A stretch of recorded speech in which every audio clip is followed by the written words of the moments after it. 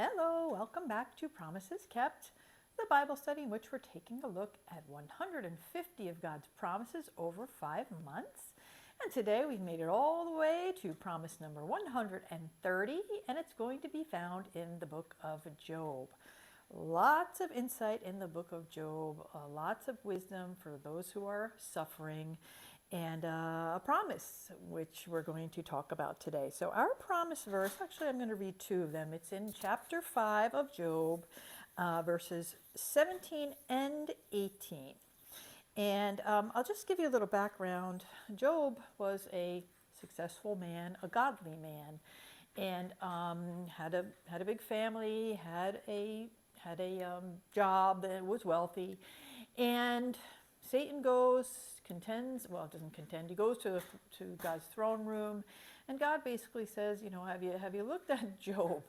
And it seems like, oh gosh, why is God pointing out somebody? But God knows, and God tests the heart of the faithful.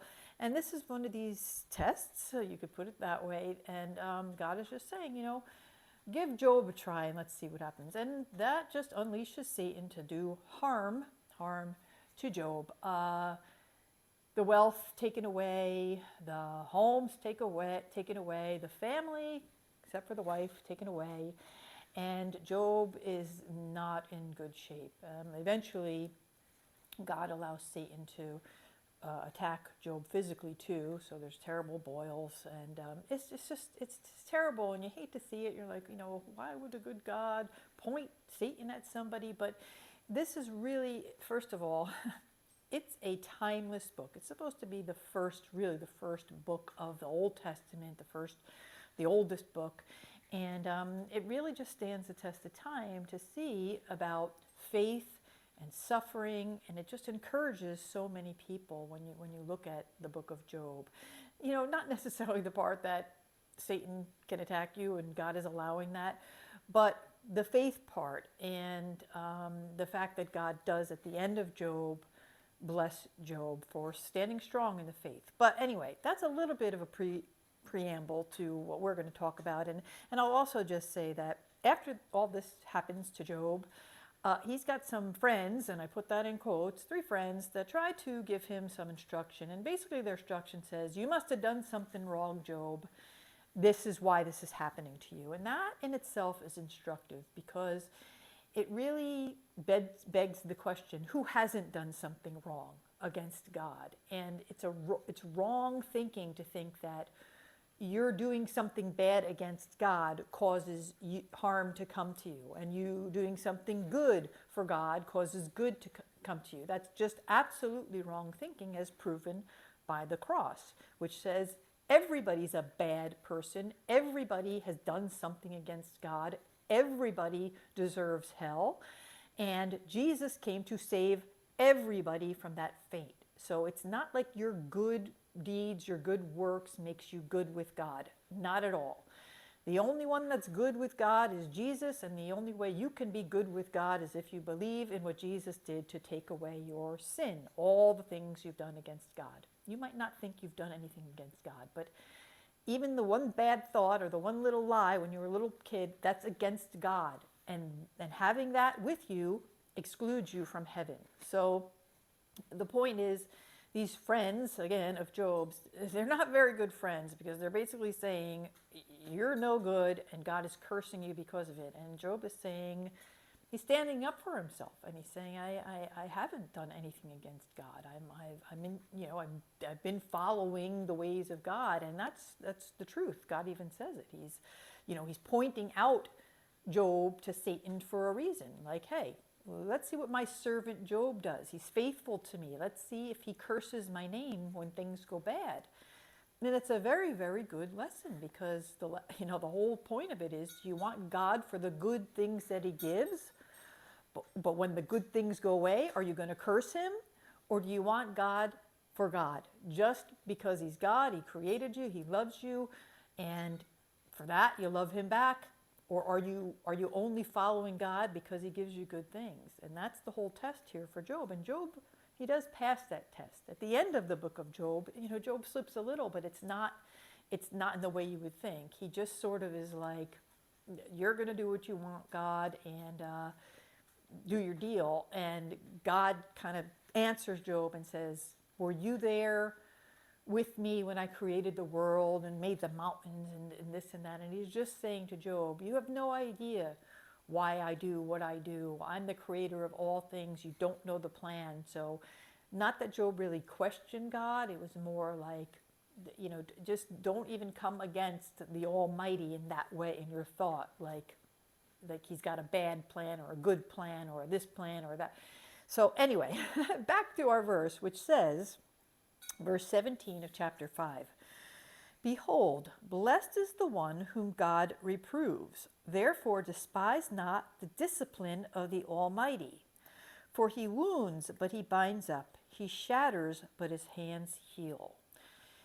And this is a tough one, but it speaks right to the heart of what we're seeing in the book of Job, which is completely worth your time if you haven't read it. It's completely saying, blessed is the one that God reproves, which is disciplines, rebukes, criticizes, however you want to look at it. Blessed is the person who he does that, and therefore don't despise his discipline. So it doesn't seem like a blessing when, especially like you're going through something like Job did. I mean, health, family, wealth, home taken away. Hard to think of it as a blessing, but if the blessing makes you see God more for who he is, again, not wanting God for the good things that he did for you, but wanting God just for God.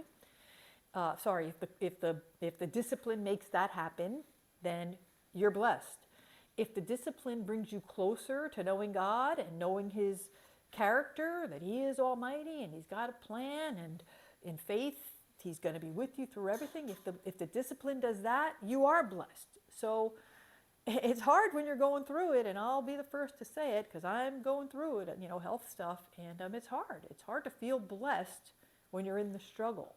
But the Word of God promises that you're blessed blessed is the one who God reproves, who he's disciplining, who he's taking through the valley or through the desert, and not by their own fault, as you see in the book of Job. I mean, Job is doing great. He's walking with God. He's a respected man in the community. But sometimes God will just do what he does, and it doesn't always have to be at the hand of Satan, but he'll allow bad, I put that in quotes, to come to you so that he can make you more and more faithful, more and more want him just for him, and less and less wanting him for the good things on earth that he gives you. So that leads into the second verse of our promises. For he wounds, right? He causes problems. Sometimes God causes the problems, but he binds up. He shatters, but his hands heal. And that is just the promise of God's tender love, his care, and the fact that in the end of it all, it might not happen on this earth. It happened for Job. Job, the boils went away, the swords went away. He actually got his family returned to him. He got his wealth. It went well for Job on the earth, which is a great testimony to God. He didn't have to, but he did.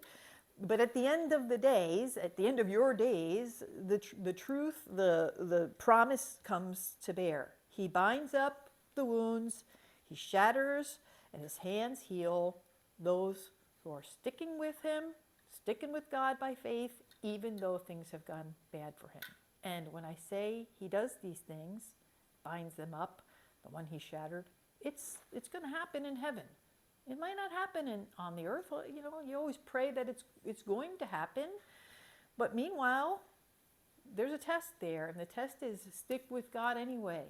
It's the hardest test out there. It's one thing if it's happening to people or things outside of you, but when it's happening to you, take it from me, it's very, very hard to stay in faith and to stay in the promise that God is going to be with you and stay with you through it, and that eventually in heaven you're going to be well, even if on earth you're not well. It's I would say, the hardest test, the physical test, the physical discipline. It's he's not causing it. Sometimes he is, obviously, but at the end of the day, sickness and all that, it's not of God, but he'll allow it, as we see here, He allowed Satan access to one of his faithful just to see what Job would do. And thankfully, Job did not turn against God, curse God, and that's hopefully what you do if you're in the shattering of your body or your world or whatever. Just stick with God. Stay in faith.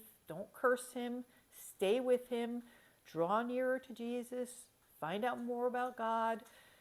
Just stay the course. At the end of your days, you're going to have heaven. Everything's going to be bound up and healed, and everything's going to be fine. But take the lesson for what it is, and don't leave the path of following Jesus. Just do not. God is not trying to see if you're going to do that necessarily, but he really, if you are a Christ follower, what he's trying to do, not see, he's trying to do, he's trying to accomplish making you more and more like Jesus. And you're never more and more like Jesus as when you're suffering. It's a hard way to get there, but Jesus, at the end of his days on earth, he suffered in his body. And so if you're suffering in health and sickness in your body, you are becoming more and more like Jesus, the hard way, but the very effective way. So anyway, hang in there if you're in the midst of it. Don't give up on God. Stay in faith. And if friends are telling you that God is doing this to you, curse God, why are you following God? Like Job's friends, don't do it. Job's wife even said, curse God. Don't do it. Stick with God. Stick with Jesus. Okay. See you next time. Bye.